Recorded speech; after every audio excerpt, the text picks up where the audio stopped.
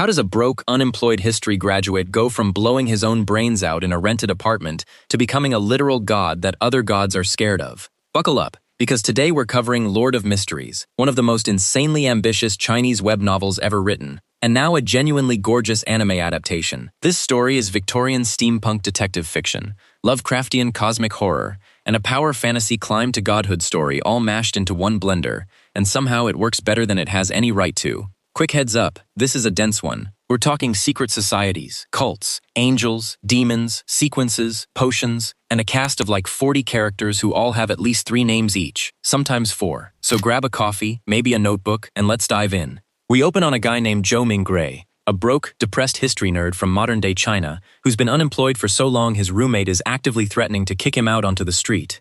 Desperate, he digs up an old ritual from a dusty book called the Quintessential Divination and Arcane Arts of the Qin and Han Dynasty that supposedly boosts your luck. Being a rational, level-headed adult with 0 other options, he performs an occult ritual from a random book in his apartment in the middle of the night.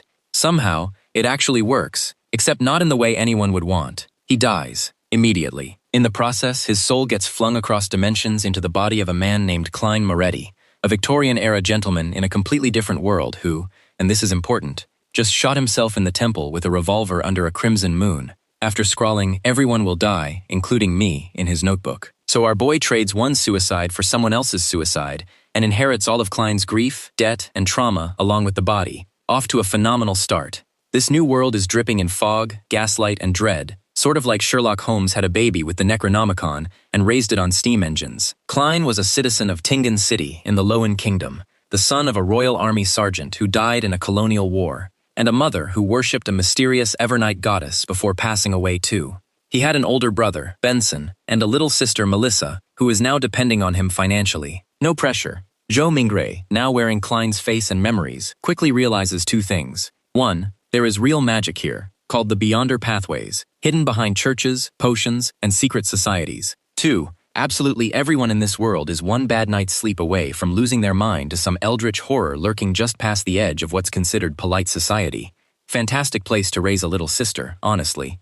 Desperate to get home, Klein tries to redo the exact same luck ritual, hoping it'll boot him back to Earth. Instead, it accidentally drags in 2 other people from within this world, a spoiled but sharp rich girl named Audrey Hall, and an awkward, sickly bookworm named Alger Wilson, and flings all 3 of them straight into a mysterious, swirling gray fog. In this fog, disturbingly powerful things live, things with too many eyes and worse intentions, and Klein, Audrey, and Alger stumble into a situation where they end up narrowly surviving something horrifying, purely because Klein has just enough outside historical knowledge to bluff his way through it like the world's most stressed improv actor. And here's where the whole premise of the show clicks into place. Klein realizes that if he plays his cards right, if he acts mysterious, calm, and all-knowing, people will just assume he's some kind of terrifying, powerful entity rather than a scared guy faking it. So he leans all the way in. He starts calling himself the Fool, gives himself a dramatic, foggy, unreadable persona, and founds a secret group called the Tarot Club,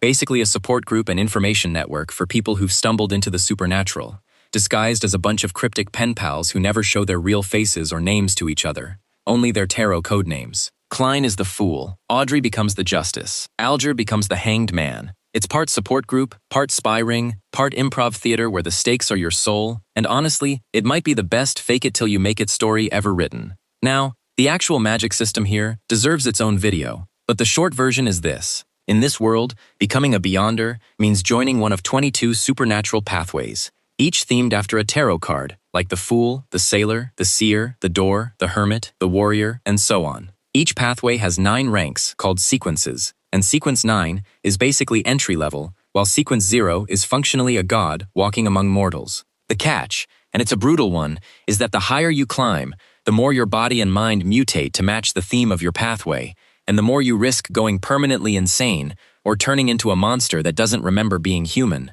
Power in this world is never free. It always costs you a piece of your humanity, sometimes literally, sometimes your actual physical humanity. Klein, through sheer luck and a lot of desperate improvisation, ends up bound to the Fool pathway, one of the rarest and strangest of them all, which lets him imitate the abilities of pretty much any other pathway once he's advanced far enough. Basically the ultimate Swiss Army knife of cosmic horror powers, but also the ultimate identity crisis generator, since the fool as a concept is defined by having no fixed self at all.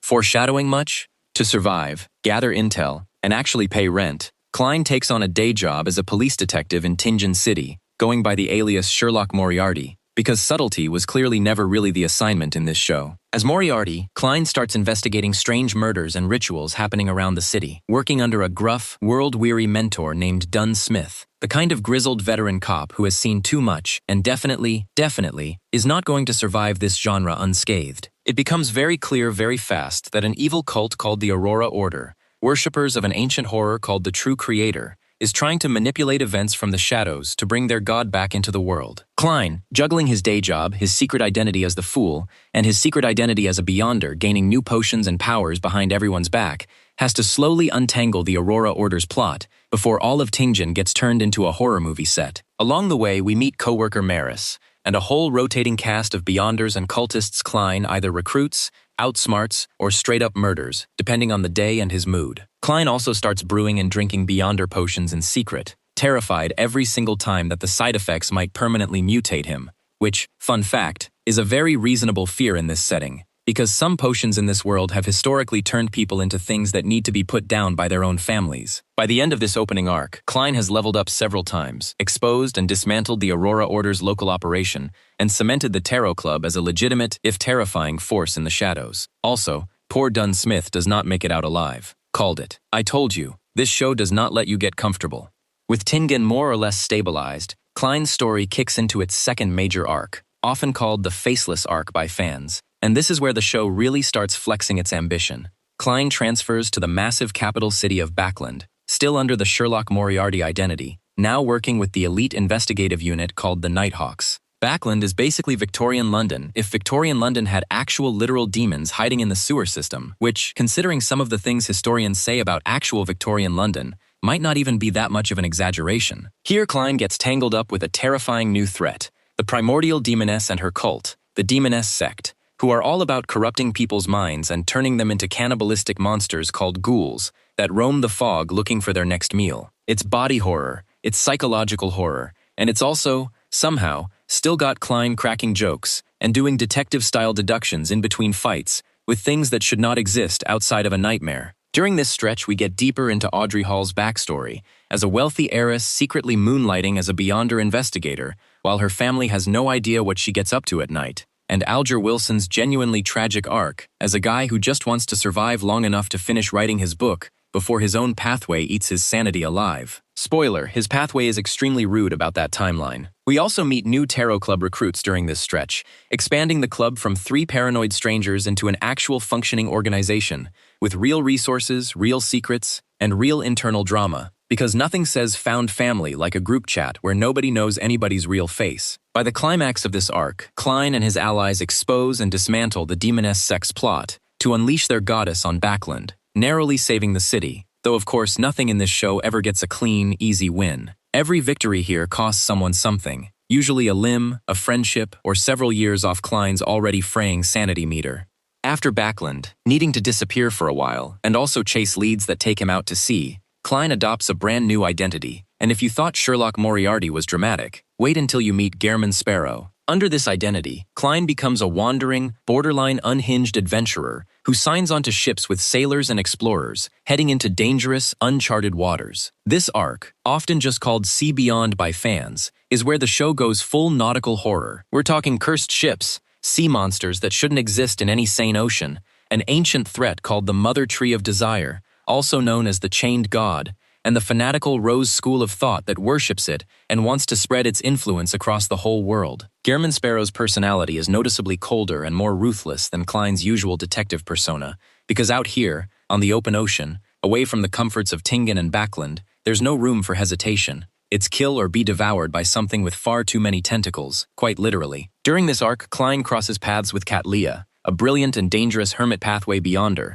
who becomes one of his most consistent and beloved allies for the rest of the story, and honestly one of the fandom's favorite characters, for good reason. Klein forms a found family of sorts with a rotating crew of sailors and adventurers, most of whom, again, do not make it to the credits, because this show treats named characters the way most shows treat extras. This arc also deepens the lore around Sequence Zero existences, meaning the actual gods of this world. showing us just how terrifyingly far above regular humans these entities are, and reminding us that Klein, even with all his growth, is still very much a small fish learning to swim in an ocean full of leviathans who could unmake him without even noticing they'd done it. By the end of the arc, Klein and his allies managed to deal a serious blow to the Mother Tree of Desire's schemes, though its roots, both literal and figurative, run deep enough that this definitely is not the last we hear from that particular horror. Back on dry land, Klein pivots again, because apparently juggling 3 secret identities isn't quite enough for this man. He adopts the persona of Dwayne Dantes, a mysterious, wealthy new noble trying to work his way into the aristocratic circles of the Loan Kingdom. And yes, if that name is giving you Count of Monte Cristo vibes,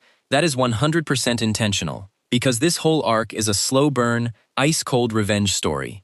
Dwayne Dantes is here to systematically dismantle a corrupt, cruel noble named Ince Sangwil, who wronged people close to Klein earlier in the story. This is where the show slows down from cosmic horror monster fights and turns into pure, delicious social ladder scheming. Klein has to navigate lavish parties, political rivalries, and backstabbing nobility, all while secretly being one of the most dangerous supernatural entities in the entire country, and nobody in the room has the faintest clue. It's basically if Batman infiltrated high society specifically to ruin one guy's whole life out of pure spite and moral obligation, and honestly, we love to see it. Over the course of this arc, Klein methodically strips away Ince Sangwil's wealth, his reputation, his allies, and finally his freedom, using every trick from blackmail to supernatural manipulation, before delivering the final, devastating blow. It's cold, it's calculated, and it's deeply satisfying, because unlike most of the horrors Klein fights, this villain is just a regular garden-variety scumbag with a title, and watching Klein take him apart piece by piece, with pure patience and competence,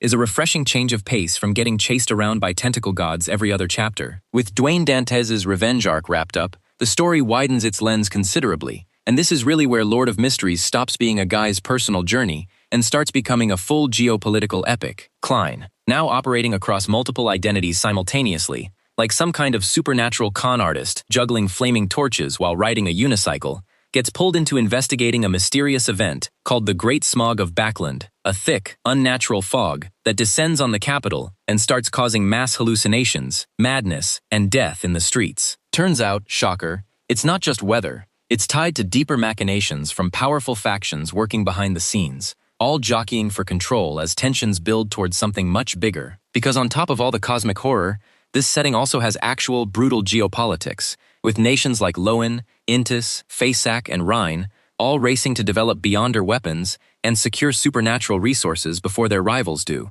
As the year 1350 draws to a close in the story's internal calendar, tensions finally boil over, and the World War Klein has been quietly dreading actually breaks out. This is a massive shift in scale. What started as one guy solving supernatural murders in one city has ballooned into a full multinational conflict, where Beyonders are essentially living weapons of mass destruction, and Klein finds himself needing to protect not just his friends and his city, but entire nations from being wiped off the map by forces even he doesn't fully understand yet. No pressure, again. As the war rages, we get one of the fan-favorite stretches of the story, often called the Lightseeker arc, where Klein and the now much larger, much more organized Tarot Club start actively teaming up in coordinated group operations, rather than everyone working solo, like a bunch of paranoid loners. This is where we properly meet Amon, arguably the story's best-written villain, an ancient, terrifyingly patient antagonist, secretly manipulating events from the shadows, for reasons that stay mysterious for a long, long time. Amon isn't some screaming monster smashing buildings. Amon is calm, methodical, endlessly polite, and always seems to be several moves ahead of everyone, including Klein, which honestly makes him scarier than half the literal monsters in this show. We also get a lot of great character development for the wider Tarot Club roster here, including a young magician named Forz and his companion Shio, both getting real spotlight moments as they grow into their own powers, even as some longtime fans start to feel like these side characters are getting a little sidelined by how much the story is now revolving around Klein's personal ascension. There's also a notable 9-month time skip here, letting the war grind on off-page and letting the show's huge cast mature a bit before the story's back half kicks into an even higher gear. It's a lot of plates spinning at once, but by this point the show has earned enough trust that you're happy to just hang on for the ride. From here, Klein adopts yet another identity, Merlin Hermes, as the plot pushes him toward the story's deepest, most important lore drops. This is where Klein finally properly meets Roselle Gustav, a character tied to an ancient, legendary figure called the Knowledge Emperor, one of history's most powerful Beyonders, whose diary and personal history we've actually been getting glimpses of in side chapters scattered throughout the entire story up to this point. Their meeting is genuinely one of the most emotional beats in the series, connecting centuries of hidden history directly to Klein's present, in a way that recontextualizes a ton of earlier lore you didn't even realize was connected. Around this point, the story also starts pulling back the curtain on the true structure of this universe. The ancient war between angels and gods, the terrifying truth about pathways that exist above Sequence Zero, and the fact that this whole setting has been shaped by beings so powerful that even the strongest Beyonders we've met so far are just pieces being moved around on a board they can't even see the edges of. It's the kind of lore dump that should feel exhausting on paper, but the show has built up enough goodwill and mystery over hundreds of chapters that every reveal here lands like a gut punch instead of homework. All of this sets up the arc simply titled The Fool, where Klein's journey toward true godhood accelerates massively. After years of climbing the Beyonder pathway, gathering allies, and surviving horror after horror, Klein finally confronts and defeats Zaratul, the ancient, scheming leader of a rival faction called the Secret Order, a guy who has been resurrecting from death over and over throughout the entire story, like some kind of cosmic cockroach nobody can permanently squash. In their final confrontation, Zaratul actually gets betrayed by a historical projection of Roselle herself, and Klein finishes the job using something called the Law of Beyonder Characteristic Convergence. Klein doesn't just beat Zaratul, he devours Zaratul's Beyonder characteristic directly, absorbing that power into himself to make sure this particular villain doesn't pull off yet another resurrection, though naturally, given the guy's track record, Klein still suspects there's a chance Zaratul could claw his way back somehow. This victory pushes Klein up to the rank of Attendant of Mysteries, dangerously close to full godhood. This transformation comes with real consequences, though, because Klein starts feeling the influence of an ancient being called the Celestial worthy of heaven and earth for blessings, pulling at his identity, threatening to overwrite who he actually is with something older and colder. To keep his grip on himself, Klein meets the Evernight goddess, tied to his late mother's old faith, in a dream, and learns crucial truths about how to safely hold on to a uniqueness, which is basically the divine essence that defines a god's core identity. Armed with this knowledge, Klein starts deliberately visiting people and places that remind him of his humanity, checking in on Audrey Hall to safeguard his own mental health, so he doesn't lose himself the way so many overpowered beings in this world already have. It's a surprisingly touching, introspective stretch for a story that's mostly been building toward Klein becoming an unstoppable cosmic force. Also, in an act of pure petty revenge,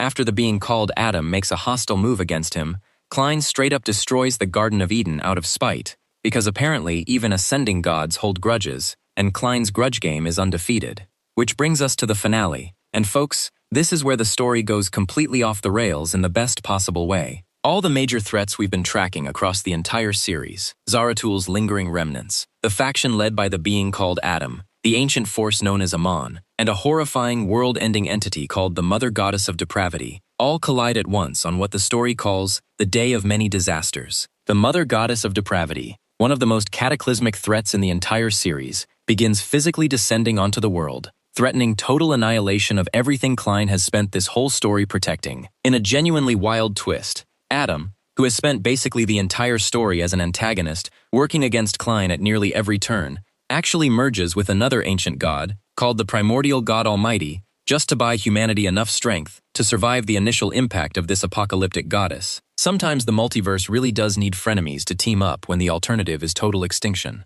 Klein, meanwhile, gets trapped by Adam in a nightmarish divine kingdom called the Corpse Cathedral, forced to confront horrifying truths about what lies beyond even Sequence Zero, secrets that most beings in this universe were never meant to see and definitely weren't ready for. He escapes using a magic wishing lamp, in a sequence that basically requires him to trigger his own death and resurrection just to break free, which, for a guy who started this whole journey by dying once already back on Earth, feels almost thematically poetic at this point. In the final stretch, everything Klein has built across the entire story gets thrown into the fire at once. Adam and Zaratul, working together, launch a full assault on Klein's own faction, the Church of the Fool, based in his stronghold called Utopia, threatening everything and everyone Klein has spent years protecting. Klein is forced to flee into something called the Void of History, gets ambushed and has all of his abilities sealed away with a wooden stake at one point, which is honestly one of the most brutal setbacks he's faced in the entire series, and has to claw his way back, using every scrap of knowledge, every ally, and every identity he's built up across hundreds of chapters just to survive long enough to fight back. Through it all, Klein manages to turn the tide, pressuring Zaratul into a full retreat and even triggering a direct clash between Adam and a being called the Lord of Storms, buying himself crucial time. Meanwhile, the story's biggest apocalyptic threat, the descending mother goddess of depravity, gets dealt with through a genuinely clever piece of writing, where Klein manipulates the goddess's own instinctual desires against her, exploiting her connection to something called the Brood Hive to help turn the tide of the battle for all of Earth. It's chaos, it's cosmic-scale warfare spanning multiple battlefields at once, and it somehow still keeps track of every character we've grown to care about along the way, from the humble Nighthawks back in Tinjin to the gods themselves. By the very end, Klein doesn't get some clean, easy, riding off into the sunset victory, and honestly, that's kind of the whole point of this story. He survives, he wins, mostly, but he ascends to a level of god-tier power so immense that his own identity becomes fragile in a completely new way. As more and more believers start worshipping him under his various titles, the Fool, the Lord of Mysteries, the King of Space-Time and Beacon of Destiny, their collective perception of who he is starts to warp and distort his own sense of self, and Klein has to develop what the story calls anchors, meaningful people, places, and memories he deliberately holds onto just to make sure that centuries from now, he's still recognizably himself and not just some hollow, distant abstraction worshipped by people who never actually knew the guy. It's a genuinely unique way to end a power fantasy, because the final villain isn't a monster or a god at all. It's the slow, quiet erosion of identity that comes with unlimited power and unlimited fame. Side characters get beautiful little send-offs too.